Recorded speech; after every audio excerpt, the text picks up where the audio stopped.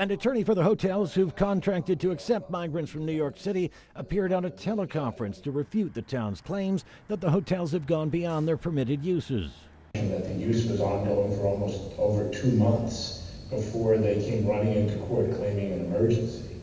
Things are changing rapidly. Beyond the previous reports of sexual assaults and communicable disease within the hotels and crimes occurring around them.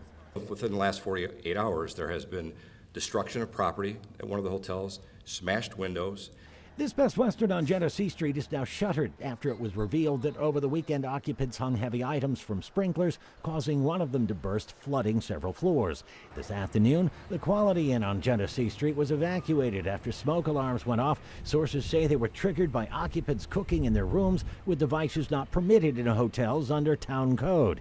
In court, it was indicated that but for that alarm today, which then allowed fire inspectors access to the hotel, prior attempts by town inspectors to gain access to these places have been rebuffed.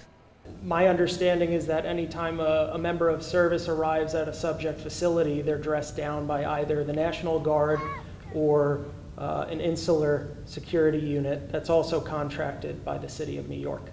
Once inside today, he said there was more to be concerned about.